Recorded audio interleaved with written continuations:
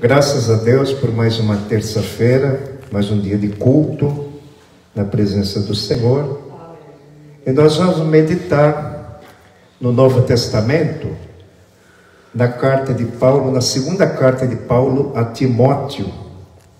Segunda carta de Paulo a Timóteo, no capítulo 2. Capítulo 2. Vamos ler do versículo 3 a 9. Segunda carta de Paulo a Timóteo, capítulo 2, do versículo 3 a 9. Amém? Diz assim o apóstolo: sofre, pois, comigo as aflições como bom soldado de Jesus Cristo. Ninguém que milita se embaraça com negócios desta vida, a fim de agradar aquele que o alistou para a guerra. E se alguém também milita, não é coroado, se não militar legitimamente. O lavrador que trabalha deve ser o primeiro a gozar dos frutos. Considera o que digo, porque o Senhor te dará entendimento em tudo. Lembra-te de que Jesus Cristo, que é da descendência de Davi, ressuscitou dos mortos, segundo o meu evangelho. Pelo que sofro trabalhos e até prisões, como um malfeitor, mas a palavra de Deus não está presa. Vamos repetir a parte B desse versículo 9, todos juntos. Mas a palavra de Deus não está presa. Vamos orar. Senhor, mais uma vez oramos e lemos a Tua palavra, Senhor, que é eterna, de geração em geração. Fala conosco, Senhor, por essa escritura, em nome de Jesus. Amém. O apóstolo Paulo, ele escreve cartas para animar os irmãos, animar as igrejas na fé. E essa segunda carta, Timóteo, é a última carta de Paulo. Ele estava preso em Roma, já tinha escrito várias cartas para as igrejas. E essa carta a Timóteo, que são duas cartas, e uma a Tito, são chamadas cartas pastorais. Timóteo era jovem, aproximadamente 18 anos, e na cidade de Listra, o apóstolo Paulo, em viagem missionária, encontra Timóteo na cidade de Listra, tem Atos capítulo 14, e vê que ele tem bom testemunho das pessoas em redor, e chama Timóteo para o ministério. Nessa mesma carta, no capítulo 3, verso 15, relata que Timóteo aprendeu as Escrituras desde criança. Então, o Espírito Santo foi trabalhando no seu coração e Paulo viu que ele tinha um preparo espiritual e teológico e começou a andar com Paulo para as missões. Amém? Mas aqui Paulo está escrevendo: sofre comigo as aflições como bom soldado.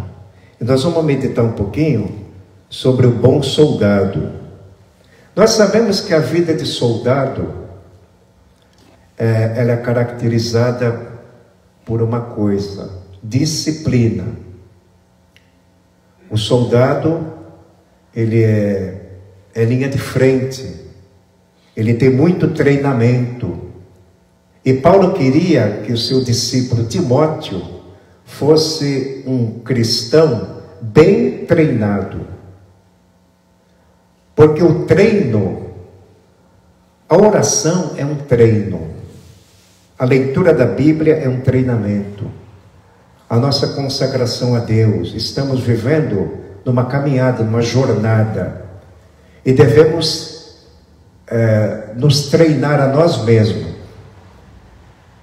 se disciplinando uma coisa que caracteriza um soldado é disciplina. E Paulo está dizendo: sofre comigo, suporta comigo.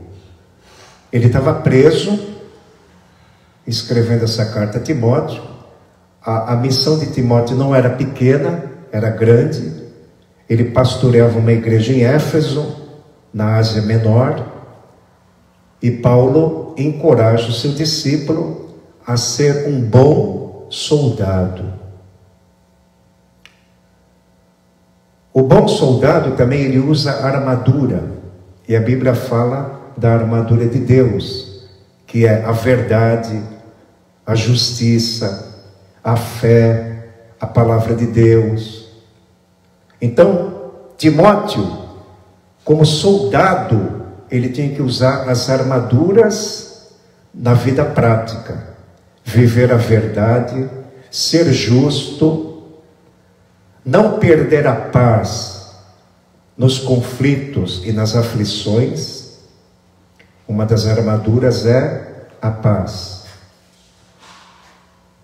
Devia caminhar em paz. A Bíblia fala em Efésios 6,15 que nós devemos calçar os calçados na preparação da paz. Então, as aflições de quem faz a obra de Deus, ela vem.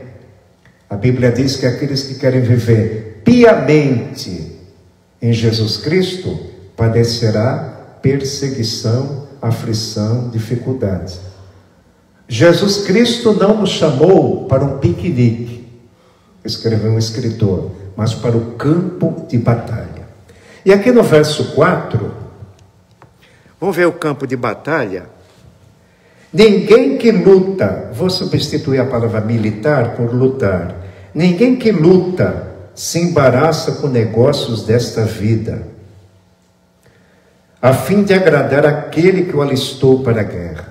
Então Deus, como Timóteo e nós, nessa geração, fomos alistados no exército de Deus, que é a igreja. Fomos alistados para uma guerra. E a nossa guerra não é física, é espiritual. Essa guerra é contra principados, potestades, demônios, a força do mau pensamento, a força do mau olhar. São potestades, são principados, são demônios que querem lutar e nos desanimar, nos abater na nossa fé. E o que Paulo queria de Timóteo? Paulo queria de Timóteo que ele lutasse e não se embaraçasse. Hoje, irmão, existem muitos embaraços na vida espiritual. A negligência é um embaraço. A falta de objetivo, de propósito, são embaraços na nossa vida. E Paulo queria que Timóteo vencesse todo embaraço para que a palavra de Deus fosse falada. Por exemplo, essa carta de 2 Timóteo, ela tem 4 capítulos.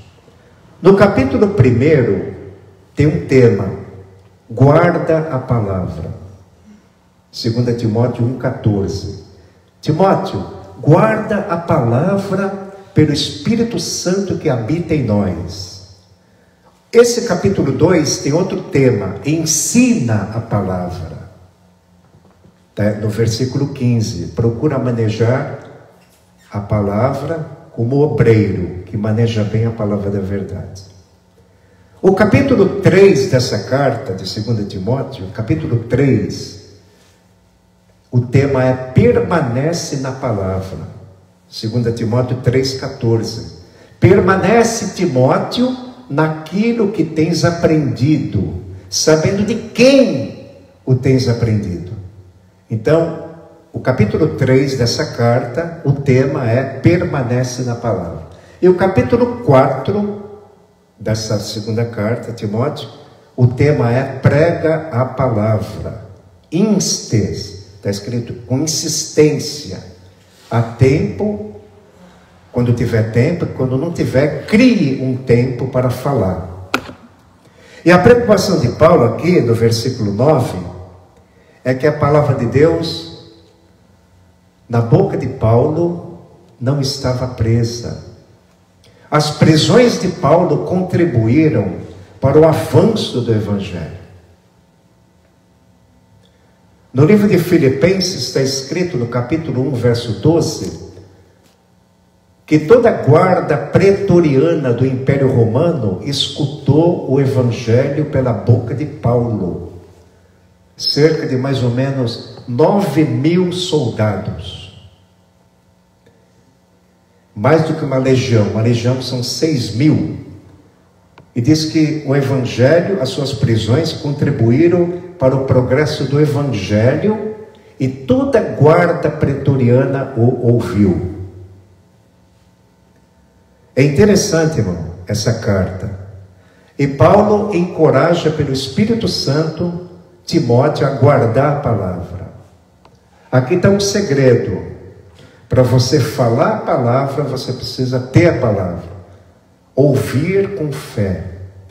Não pode ouvir sem fé. Não pode ouvir com distração. E o diabo luta para que o ouvinte não preste atenção na palavra. Porque ao prestar atenção vem a fé. A fé em Cristo. A palavra de Deus fala de Cristo. E nós estamos aqui abordando um apóstolo de Cristo que imitou Cristo. Foi Paulo. Mas Paulo não podia fazer tudo sozinho. Ele tinha seus discípulos. De cidade em cidade, de aldeia em aldeia. Ele viajou muito. E Deus permitiu que Paulo fosse preso para que pudesse escrever. E o Espírito Santo usou a escrita de Paulo. E nós, no século 21, estamos lendo pelo Espírito Santo o que Paulo escreveu pelo Espírito Santo. Se ponha no lugar de Timóteo. E Paulo está falando para você: sofre comigo como bom soldado, que não tem de que se envergonhar, que não se embaraça com o negócio desta vida. Peraí, o crente não pode fazer negócios? Pode. Ele tem que trabalhar, negociar, ganhar o pão de cada dia. Porém, não devemos ser ludibriados pelo sistema do mundo, que embaraça o crente na sua caminhada, na sua jornada. E nesse estudo, nessa palavra, existem 4 palavras que identificam um bom ensinador. No verso 6, o lavrador. No verso 15, obreiro. No verso 21, vaso. E no 4, soldado. Aliás, no 3. 2 Timóteo 2,3, soldado. Versículo 6, lavrador. Versículo 15, obreiro. Versículo 21, vaso. De sorte que se alguém se purificar dessas coisas, será vaso para honra, santificado e idôneo para o uso do Senhor e preparado para toda boa obra. Então Paulo mostra 4 palavras para identificar o bom ensinador da palavra de Deus. Vamos repetir? Soldado, lavrador, obreiro e vaso. Aleluia. Então, Paulo, muito preocupado com a fé de Timóteo, porque Timóteo era jovem, nessa mesma carta, no capítulo 2, verso 22, ele fala: foge dos maus desejos da mocidade. Olha aí, os maus desejos da nossa vida antiga, vida pecaminosa. E o pecado, ele tem fortes laços com a juventude. E Paulo, preocupado com a mocidade de Timóteo, fala: Timóteo, foge dos maus desejos da mocidade, dos vícios da vida, e segue a justiça, segue o amor, segue a fé, anda em espírito, segue a justiça. A justiça é apenas um código de leis? Não. A nossa justiça é Cristo. Paulo está dizendo a Timóteo, em 1 Timóteo 6:11: Tu, ó homem de Deus, foge do amor ao dinheiro. Dinheiro é bom, né? Mas o amor a ele submerge os homens na perdição e ruína, e muitas concupiscências loucas que submergem os homens na perdição e ruína. Mas Paulo, na primeira carta, nós estamos lendo a segunda, na primeira carta, capítulo 6, versículo 11: Tu, ó homem de Deus, olha, chamando Timóteo de homem de Deus, segue a justiça. Mas para seguir a justiça, ele tem que fugir.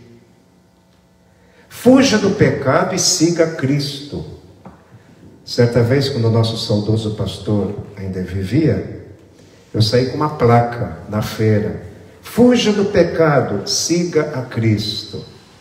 E as pessoas me paravam para perguntar: o que significa isso? Uma placa na feira. Para você seguir uma coisa, tem que fugir de outra, né? A Bíblia diz, né, em muitos salmos, né, foge do mal e siga o bem, e terás morada para sempre. Salmo 37, 27. Aparta-te do mal e faça o bem.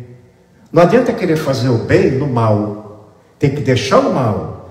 Então Paulo diz a Timóteo: foge dos maus desejos da juventude. A juventude é atraída por muitas atrações mundanas, e Timóteo poderia esfriar na fé, esfriar no amor a Jesus, esfriar no ministério com Paulo. Por isso que Paulo encorajava ele com as cartas, e andando junto, Paulo aquecia Timóteo. Aqui nós aprendemos também que na sua caminhada cristã, você tem que caminhar com os obreiros, com os homens de fé, né? A gente aprende muito com professores, com nossos guias, pastores. A Bíblia diz em Hebreus, né? Obedecei aos vossos pastores, atentando para a sua maneira de viver. E Paulo era um pastor que deu exemplo, e Timóteo, espelhando em Paulo, se fortaleceu, andava junto.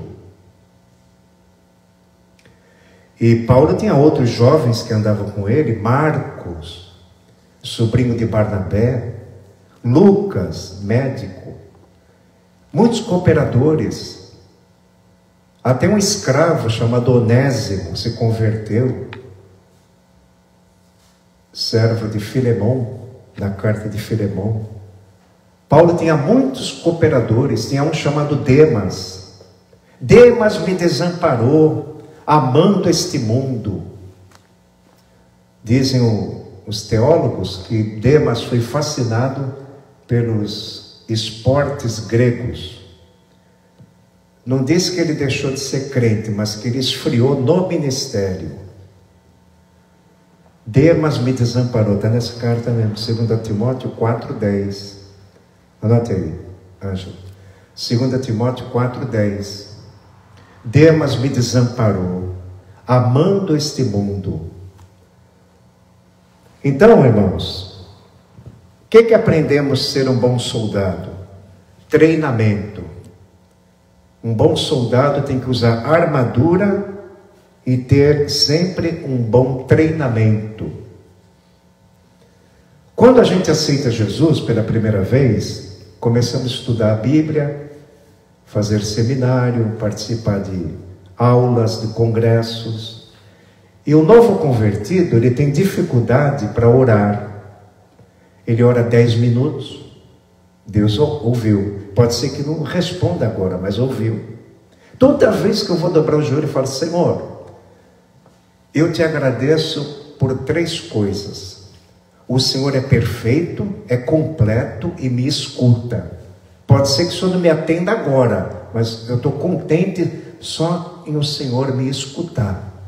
Por quê? Porque nós servimos um Deus onisciente, um Deus que ouve e às vezes não responde do jeito que você quer. Tem 3 maneiras de Deus responder uma oração: Ele diz não, ou Ele diz sim, ou Ele diz espere, né? Mas se você tem propósito, objetivo de obedecer a Deus e fazer a vontade de Deus, Ele te atende. Aleluia. Lá quando Jesus curou um cego de nascença, ele estava tão alegre, tão feliz, que os judeus perguntaram para os seus pais: o que aconteceu com ele? Os pais, com medo dos judeus: olha, interroga ele mesmo, já tem idade. E o ex-cego disse assim: olha, Deus, eu sei que Deus não ouve a pecadores, mas se alguém é temente a Deus e faz a sua vontade, Deus ouve. Aí os judeus ficaram enfurecidos contra o ex-cego e disse: tu é nascido todo em pecados e ensinas a nós? Nós somos discípulos de Moisés, mas esse aí não sabemos quem é. Aí o cego falou assim: bom, vocês não sabem quem ele é, mas eu sei, eu era cego, agora vejo. Mas ele falou: Deus não ouve pecadores. Por quê? Porque se o homem permanece no erro, com consciência, Deus não atende a oração. Está em João 9,31. O cego deu uma lição para os judeus, que Deus não ouve a pecadores, mas Deus ouve o crente. Aleluia. Por quê? O crente não é pecador? É um pecador na natureza. Mas a nossa natureza carnal, o nosso eu, está abafado por nossa fé viva em Jesus Cristo. Aleluia. Então, irmãos, a palavra de Deus na sua boca está presa, na minha boca está presa. Interessante, né? Que Satanás não colocou uma mordaça na boca de Paulo. Ele falava com toda liberdade.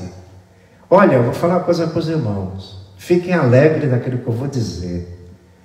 Tem um livro na Bíblia que não tem a palavra amém. É uma continuação. É o livro de Atos dos Apóstolos. E nós temos inserido nesse livro na continuidade da história da igreja. Deus nos colocou em outra geração. Não no século I, estamos no século 21. Deus quis que nós nascêssemos nessa geração.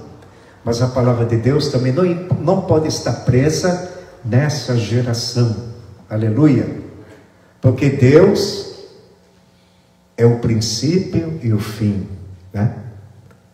A palavra de Deus é de geração em geração, como diz o Salmo 100, versículo 5. A misericórdia do Senhor se estende de geração a geração. Então, Timóteo se tornou um ensinador no Evangelho. Quando Paulo diz a ele: prega a palavra a tempo e fora do tempo, Paulo diz assim: pregue com toda longanimidade. Porque muitos pregadores, de acordo com os desafios da vida, eles desanimam de falar de Cristo. Acham que não compensa, o inimigo põe minhoca na cabeça e muitos param de pregar o Evangelho. Pregar o Evangelho não precisa fazer uma palestra, mas nós precisamos estar cheios do amor de Deus para ter compaixão do perdido. Quero dar um exemplo. Hoje de manhã, quando fui comprar pão na padaria, tinha um rapaz dormindo no chão. Aí eu acordei ele, dei um pingado e um sanduíche de mortadela. E dei um folheto e evangelizei.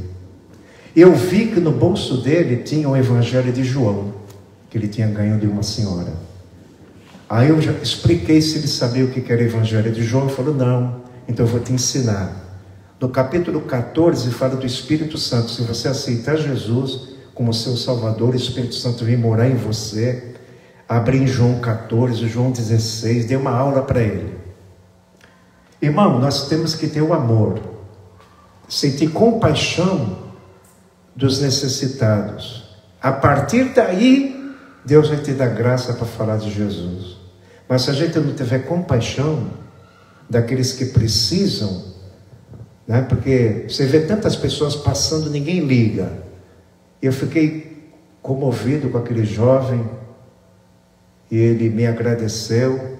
Eu aconselhei a ele sair daquela rua, porque na minha rua, na esquina próxima, tem um bar que todo mundo se junta ali, usam droga. Então aconselhei ele sair dali, procurar os seus pais, a sua família, reconciliar, procurar uma igreja próxima da casa dele. Ele mora no São Bento. Orientei ele a congregar, ouvir sempre a palavra de Deus e ler sempre o Evangelho de João.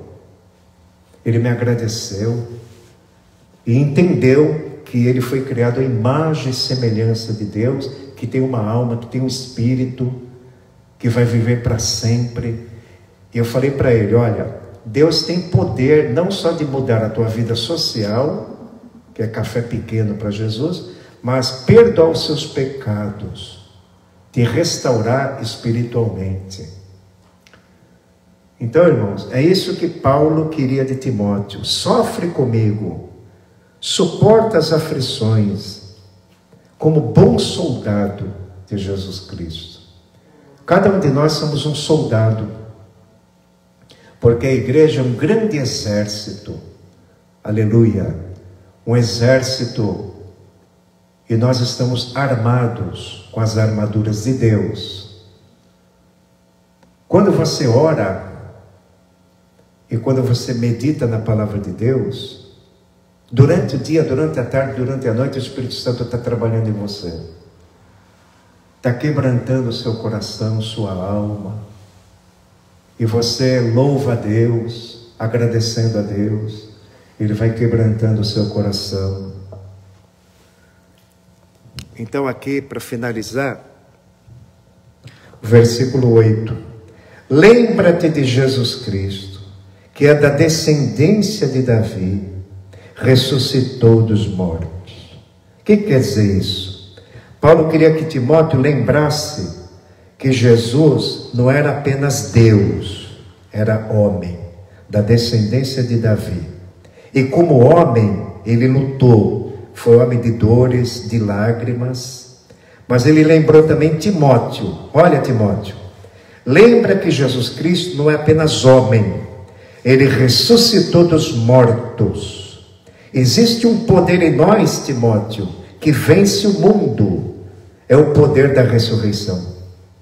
Aleluia. E a Bíblia diz em Romanos 6:4, assim como Cristo ressuscitou dos mortos, assim andemos nós em novidade de vida. É uma analogia que Paulo faz. Assim como Cristo morreu pelo meu pecado, eu devo morrer para o meu pecado. E assim como ele ressuscitou, eu devo ressuscitar para uma nova vida. E Deus, irmãos, ele alegra o crente nessa nova vida. Deus te deu uma nova vida. Todos são crentes aqui? Levante a mão. Então Deus te deu uma nova vida, mas Ele quer alegrar você nessa nova vida. Ele dá recursos para o nosso fortalecimento. O maior recurso que Deus te dá para te fortalecer, para te alegrar nessa nova vida, é a palavra de Deus. Você tem que adquirir esse treinamento de alegria, porque quando você mergulha nessa palavra, você percebe que o cristianismo não é regra.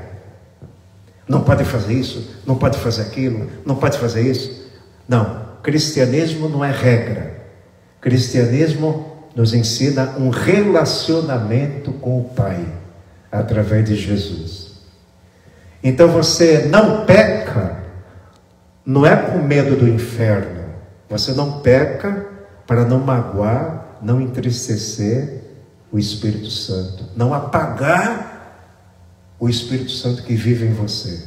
Paulo diz aos Tessalonicenses: não apagueis o Espírito Santo. Quem tem Espírito Santo? As pessoas do mundo? Não, somos nós.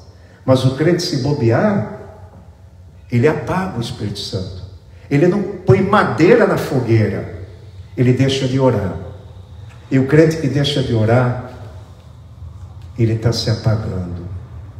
O crente que deixa de ler a Bíblia com prazer, com amor, ele está se apagando.